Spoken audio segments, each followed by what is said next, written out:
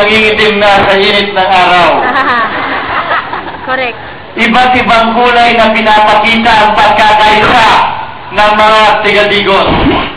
Iba't ibang kulay na pinapakita ano man ang ating paniniwala, pinanggalingan o kulay. Kayong lahat ay tiga-Digos, tayong lahat ay mga Pilipino, at walang dahilan na tayo'y magkahiwa-hiwalay o magkaaway-away. Sa araw na ito, pinagkaisa ni Mayor Boy Latasa ang iba't ibang sektor, ang iba't ibang ahensya ng pamahalaan, ang iba't ibang grupo, ang iba't ibang fraternity, ang iba't ibang henerasyon. Hiling at dalangin ko po, sana hindi lamang sa araw ng Digos tayo magkaisa-isa. Sana hindi lamang sa araw na ito tayo magkasama-sama. Sana po, araw man ng Digos o hindi, may pinagdiriwang man tayo o wala, mapakita at mapatunayan natin na walang bata, walang matanda, walang pula, walang dilaw, walang mayaman, walang mahirap, walang nakapag-aral, walang di nakapag-aral. Bawat isa sa atin, sana'y tingnan natin, mga Pilipino lamang. Walang Kristiyano, walang Muslim.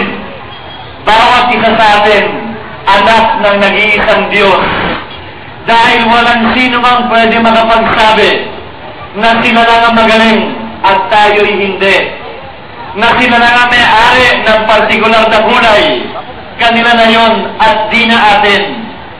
Dahil ang Pilipinas walang iisang kulay. Ang Pilipinas na sinisimbolo ng ating bandila, ang ating watawa, hindi lamang dilaw, hindi lamang pula, hindi lamang asul, meron ding puti. Ang kulay ng Pilipino, hindi lamang maputi, hindi lamang maitim. Ang kulay po ng bawat isa sa atin, kayumangge na siyang simbolo ng pagiging tao at Pilipino ng bawat isa sa atin.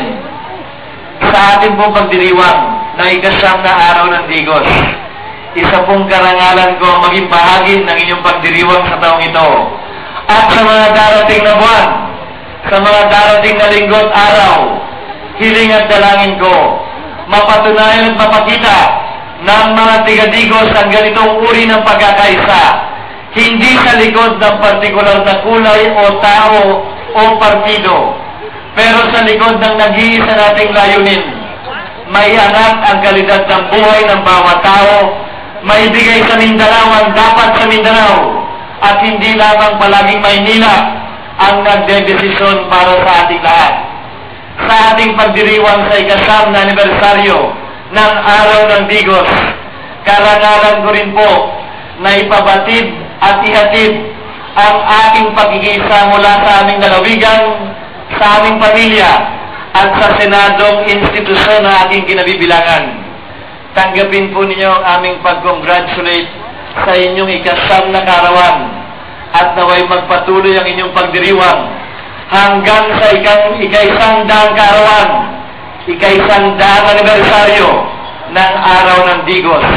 At naway pagdating ng araw na yan, ang mga pagbabago, ang mga pangarap, ang mga mithiin na matagal na nating hinahanap, tunay na makamit at tunay na makita natin. Sa muli po sa inyong lahat, karangalan ko na tumayo sa harap ninyo, karangalan ko na makapiling kayo, at karangalan ko muling makabisita dito sa Mindanao. Isa pong maganda at pinagpalang hapon. Umaga. Thank you and good morning.